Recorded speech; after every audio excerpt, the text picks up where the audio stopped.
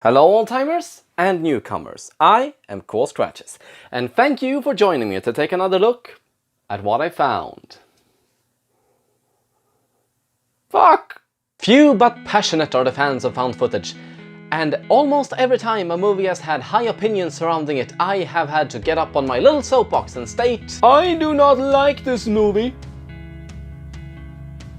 It happened with Unfriended, The House is October Built, Hell House, Horror in the High Desert, HHHHHH, and I am disturbed by the number of people who not only didn't mind dashcam, but actually liked it.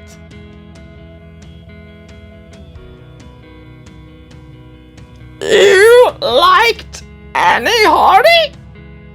You like it when I scream like this as well? Thus we arrive at yet another splash in the pond of the genre with Host. From the director of Dashcam, Rob Savage himself. I am a dilettante with social anxiety. I am not cohesive enough to express my opinions in an informed, articulate manner without a script to go off of. With that in mind, should Rob Savage somehow watch my review of Dashcam, followed by this one, let it be known I am sorry. Not for my opinion, I stand by that. But I could have been a lot more professional and in-depth expressing it than I was screaming like a ninny about how unbearable Annie Hardy is. And I'd like to make up for it now. Host is a bit of a triumph against the odds, a testament to what may be achieved with nothing but skill and a laptop. April 21st, 2020, Rob Savage held a Zoom meeting so he could talk to his friends during lockdown, where he brought up having heard strange noises in his attic.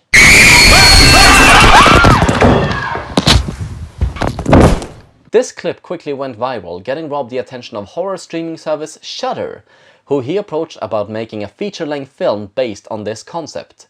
They accepted, and that's how we arrived at Host. 6 friends in lockdown sign up for a free Zoom membership, and they decide to hold a seance across the internet. As you do. Not the most original concept, but let's all remember, originality is dead. A seance is only appropriate. I say that, but it's not like the movie is going for the motions without making an effort. An effort to feel like a real event, I mean, like this is something that could have happened in real life. The first 10 minutes is devoted to Haley setting up the call and everyone calling in, and the first 3 minutes is to establishing this will be a slow and atmospheric experience. It sounds longer than it feels, when really it's just the right amount of time necessary to not feel like the film is moving too fast or too slow. Just don't question how or why the call is recorded. Also, I have never used Zoom, but I imagine it doesn't work entirely as a Zoom call should. For one thing, it keeps flicking between different screens, even when Haley, the host, is nowhere to be found, which I imagine Zoom doesn't do.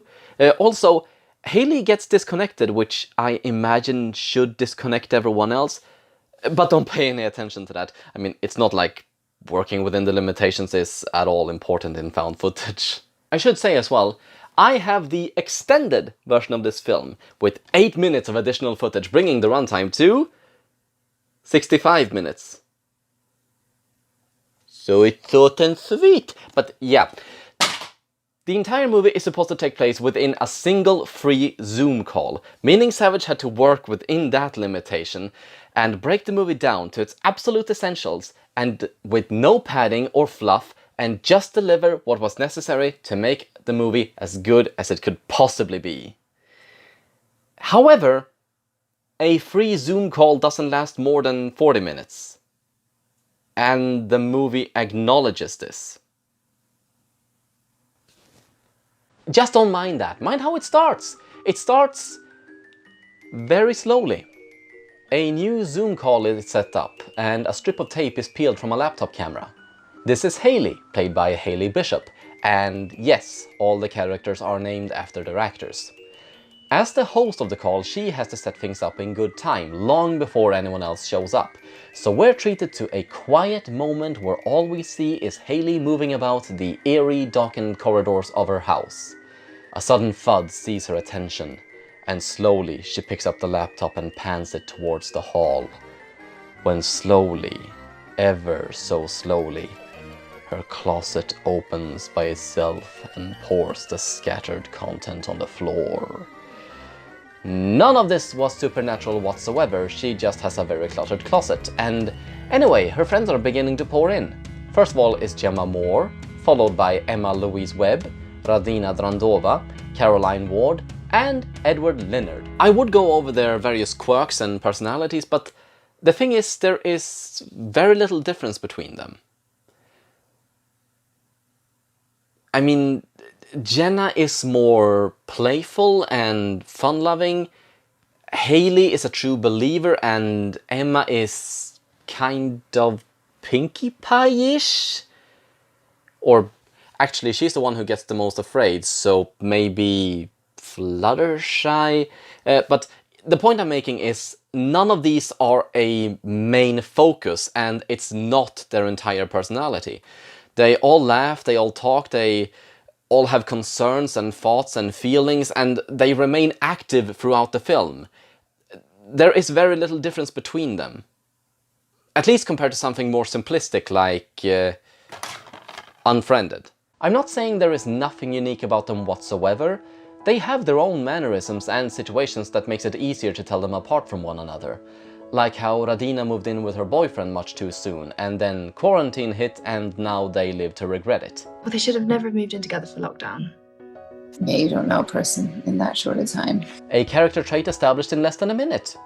Or the various results of boredom in lockdown, like Caroline's new background. Oh my god! Got a twin, oh no. There's two of you! Yeah, no, I got lonely, so I made a friend. Or Emma's various filters. Oh, shut up. Or Teddy's music box. I literally fucking hate this, because my brother, he used to be a right little shit. He'd go and hide it around the house. Okay, so character trait is a bit of a stretch. But you will remember these things because you know they foreshadow how they're gonna die. The only thing missing is the ringleader of this bad decision brigade, the medium, played by Ceylan Baxter. It was Haley's idea to try a seance over Zoom, and with bone-breaking boredom weighing all of them down, they agreed even though not everyone is taking it seriously. Can we do a cheeky little shot every time she says astroplane or something? Yeah! Did she text you with telepathy? Telepathy? No, she actually texted me. They're not downright malicious about it, but clearly they are having a bit of a laugh about it because, well, it's a seance over Zoom. How seriously can that be taken? What was the name of that plane? The astral plane. So because we're doing this over Zoom, we're slightly less protected than we might have been. Before filming began, Rob Savage had all the cast and crew take part in a real seance over Zoom, with a lot of what happened there inspiring the events of this movie. Like connection issues, questions and concerns the actors may have had, but they didn't play any drinking games. That was added for the script. In true found footage fashion, none of the actors were given a complete script for the film. Bits and pieces were redacted, so no one would ever know what was about to happen in its entirety. That way, their reactions could be as genuine as possible, mixing real shock and fear with their performance. And also, Savage made sure to rile them up before every shot by making them watch clips from other horror movies. And the result? Haley asked her friends to be respectful towards Ceylan, even if they don't believe anything will happen, and now Ceylan asks them to be respectful about the ceremony. Allow themselves to be swept up by the isochronic music, focus on the trigger objects they brought, and let their minds open to the vastness beyond periphery. It doesn't take long for things to go wrong. Teddy is pulled away from the protective circle by his overly attached girlfriend, only for a sudden bang to echo through the speakers. No one knows where it came from. They wait and again, bang! And that's when Ceylan realizes there's a delivery man knocking at her door.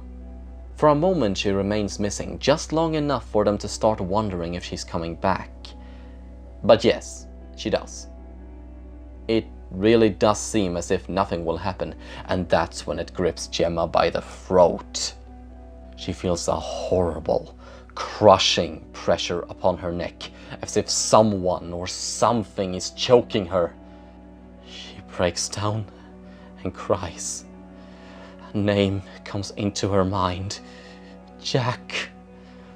She tells them all through quiet whimpers how he used to take care of her as a child, but he took his own life. He slipped a noose around his neck and hung himself. Celan tries to calm her, only for the connection to cut out and leave the group, trying to reach and comfort her inconsolable friend as she relives the traumatizing memory of losing that boy so long ago. Oh my god. What? You No. bitch. Did you make that up? Gemma, you're a psychopath. A lot can be said about fake scares, but I think they work in this movie. With the movie only being an hour long, you expect a payoff to every setup. And with there being so many setups, rather than feeling cheated and losing interest, I feel more and more uncertain about when the real scare would come. Jesus fuck!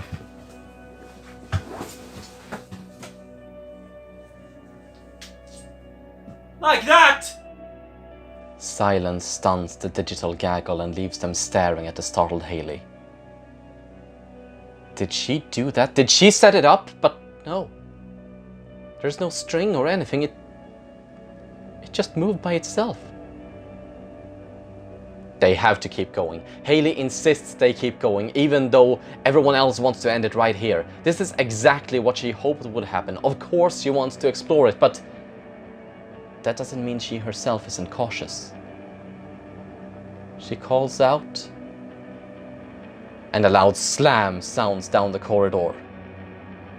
Gingerly, she picks up the laptop and brings her friends with her, illuminating the darkened hall, and slowly checks each room, one by one. Bang! Only this time it didn't come from her apartment, it came from Caroline's. Is there someone there? Someone in the house with her? She has to check it out, and she descends the staircase. Bang! Another slam. This time from the attic trap door. No. Hey! Jordan Peele didn't direct this. Get your ass back up there! Actually, she's being unusually intelligent. Rather than risking herself getting up there, she takes the iPad and mounts it on a selfie stick, leaving us to experience the horror in her place. I appreciate this gift you have given us, Caroline, to ascend into the confined space and confront this fiber-optically traveling presence in your place. Thank you very much. At a first glance, there is nothing up there to explain the noise, but as the camera pans across the scattered refuse, we catch the horrid sight of two motionless limbs hanging down as if from the body of a corpse. The others urge Caroline to turn the camera back, but when she does, they're gone. She's had enough. She runs back to her room and cowers against the dresser, and Hayley finally relents. She'll go back to her computer, call Celan, and she stops dead. She doesn't move a muscle, but just stares down the empty corridor. Can't you see that? She asks the others, and thinking quickly, she pulls out the novelty camera and snaps a picture. She waves it, developing the picture, and shows them. It looks like a corpse hanging from the ceiling. That's it. No more. She pulls out the phone and calls Celan, asking her to please end the seance. They cannot deal with what is going on. Oh, that is all right. It's good you've had an experience at least. It may just be someone trying to communicate with you. Gemma, you was telling us about your friend Jack earlier. You think it might be Jack? One can almost feel the nails being forced in as all eyes shift blamefully towards Gemma, making her admit she made Jack up. I told you not to disrespect the spirits. This isn't good. This is not good. Imagine like you created a mask, so now anything can come through and wear that mask. And this may or may not be where the movie loses you. Personally, I kind of like this idea. I mean, in a realistic, believable setting like this, I find the idea of creating a spirit by imagining one pretty ridiculous. Although they did sort of do that in 1978 with the Philip experiment. But never mind that. I'm willing to accept a spirit portraying itself as something else. It's just different levels of bullshit for me. Celine tells them not to worry, it may just be another spirit. And unable to keep her mouth shut, Pinkie Pie asks the most cheesy question she could, in turn spelling it out in case anyone didn't get it. What if we're not lucky? If they're not lucky, it may in fact be a demon. So they pay attention to do exactly what Celine tells them. But before she gets the chance to guide them back to safety, the connection cuts and the lights go out. Whatever this thing is, it isn't a friend. It's trying to isolate them and keep them from getting help. So in desperation, Hayley steps up to remind everyone about the cutting ritual. She holds out for them to imagine a circle. She guides them to imagine a rope about their waist leading out the door, and she tells them to imagine cutting it, severing their link to the other side. And all at once, it's as if the presence evaporates, leaving them untouched and yet again safe in their homes. Bless you. I really wish I could have made this review scary for real, to illustrate the relief one feels being able to laugh at a moment like this, but alas, it is all over now. Never again. Horror and chaos have left with the hidden presence, letting the girls ease back into their regular selves. They shake it off, take a deep breath and relax, getting ready for bed and forgetting all of this as a passing nightmare. Not to say they're all unaffected. Radina refuses to even go to the bathroom by herself, but Caroline seems strangely calm about the whole thing.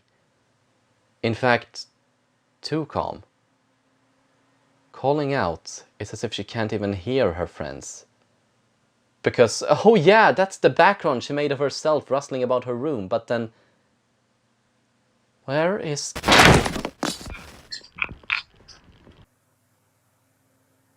Okay, yeah, that was a pretty good jump scare. Caroline's face breaks the scene into puddles of jagged pixels every time her head is smashed into the camera by the invisible force. And this is only the beginning of the carnage. One of Emma's many filters catches the invisible profile of a face floating in midair in her living room, vanishing as it turns towards her. Thinking quickly, she grabs the floor from the kitchen counter and spreads it across the floor to catch the footsteps coming towards her. She runs, but not fast enough. It catches her before she can escape and throws her sprawling back down on the floor. Terrified and helpless, she seeks shelter under a blanket and is left to watch as the presence unmakes her friends one by one. The deathly thud of Radina's boyfriend hitting the floor sounds through the speakers before she's dragged off screen, quickly followed by Hayley as the presence drags her into the dock, leaving only Gemma and Emma to fend for themselves. And soon not even that, as Gemma, active and unwilling to die, sets off towards Hayley's house, abandoning Emma to her fate. On the one hand, it's good that she is proactive and not just waiting to die. And she's not running away, she's actually going to save Hayley by getting her out of her house. Which is especially good for her to take responsibility, considering all of this is Gemma's fault. On the other hand, this fucking cow! She can't just leave Emma like this. It's cruel, it's callous and harrowing, but above it all, it would be really boring to stare at her bawling face for the last 15 minutes. But remember, all the characters aren't gone. Big Teddy with the creepy music box joins the call yet again. Emma desperately tries to get him to listen, to make him call for help, for anything, but it's too late. All her concerns are dismissed as jokes on his part, and soon as the feed connected, the building was already infected. When the lights go out, he takes it on the chin. Lights go out around here all the time, but Emma pleads with him to leave, to run before it's too late, and whatever has made the darkness its home comes for him as well.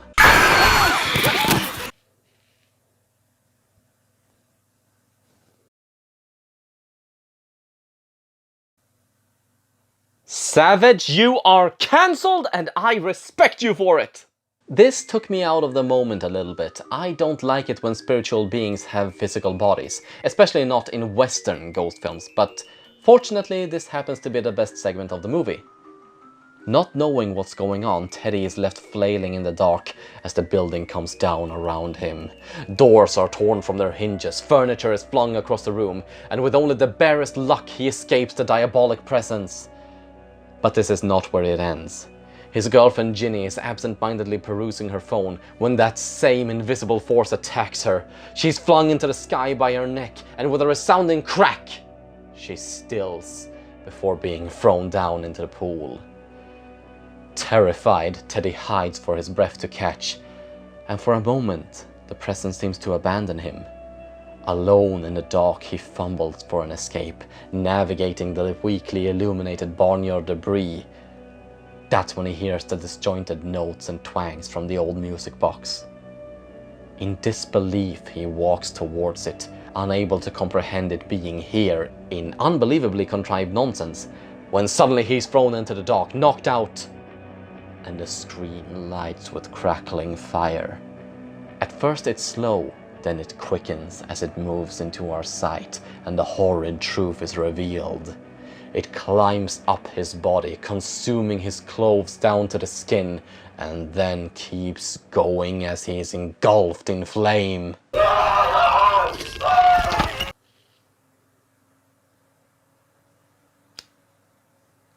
In my youth, I enjoyed living on the second floor.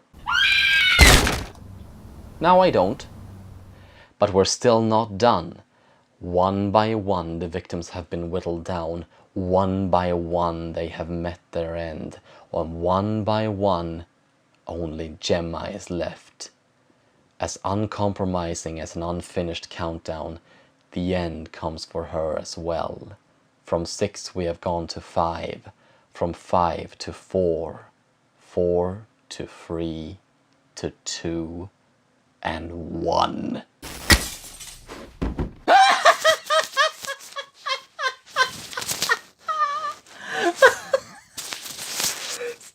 Seriously? And all the terrifying atmosphere it took the past 50 minutes to establish were thrown out the window for that last second joke. Except, it isn't really the last second. Gemma survived. The impact just left her dazed and harrowed, and she gets up to find Haley, very much still alive. Now they just need to navigate their way through the dark, back to the window, and to safety.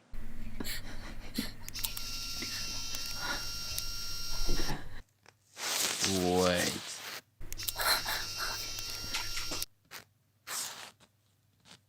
They're not seriously.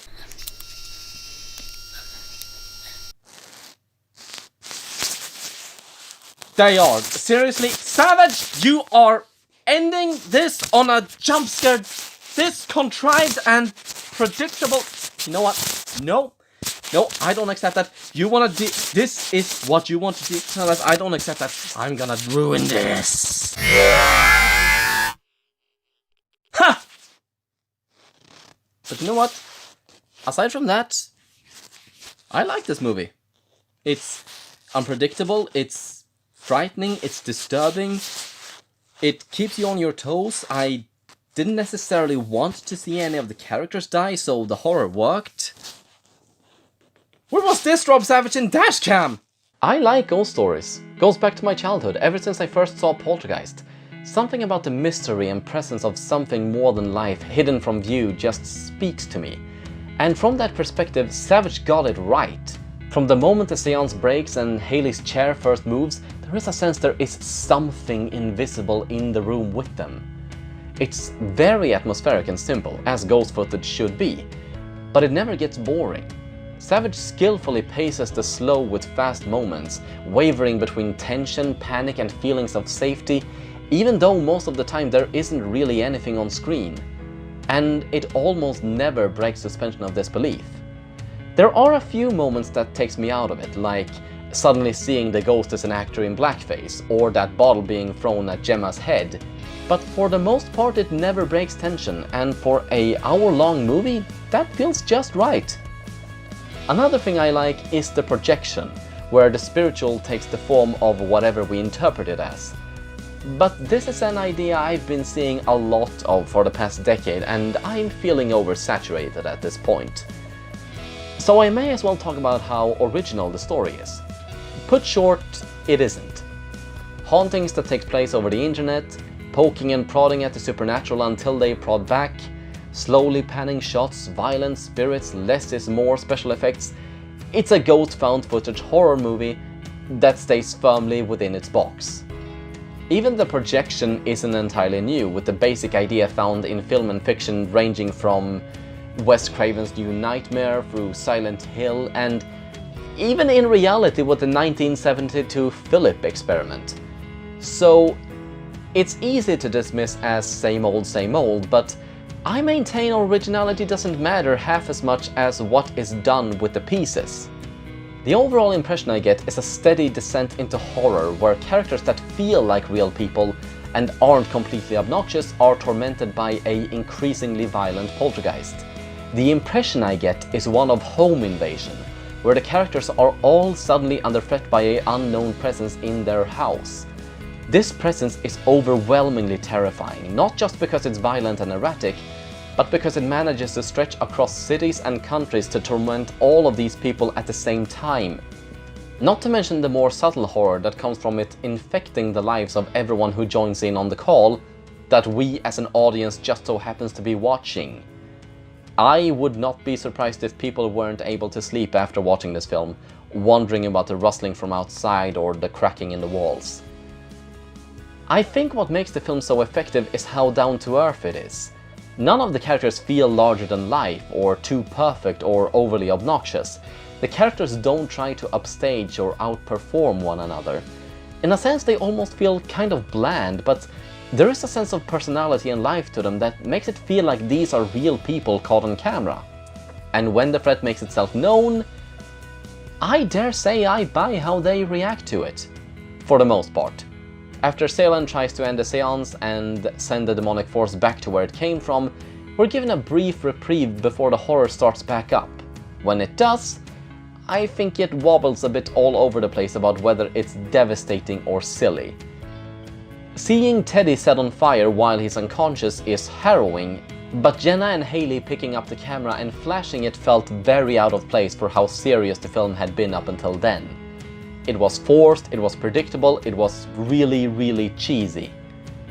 And it was an unsatisfying payoff to a otherwise horrifying movie. Which is a shame, because for the most part the film knows how to balance humor and horror in a believable way.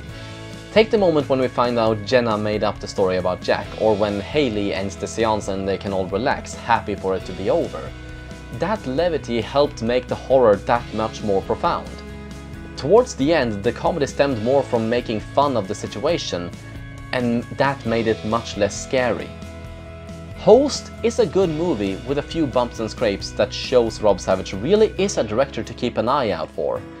It delivers a solid horror experience that stays in its box, but masterfully uses the toys at its disposal. Not the most original, and the ending could have been better, but overall, if you want a movie with the potential to give you chills, provided you're not completely jaded, I can recommend this film and hope you enjoy. I sentence Host to a 7 on a scale of 11. But if anything, this movie has made me want to re-examine just how I approach reviewing my movies. If I should maybe try being more objective, or if I should keep going with my personal preferences. But that would mean having to re-examine dashcam, and I would rather get on a chair, super glue my nails to the ceiling, and jump than experience Annie Hardy again. Thank you all for watching. I have been Paul Scratches, and I hope you will join me again next time to take another look at what I found.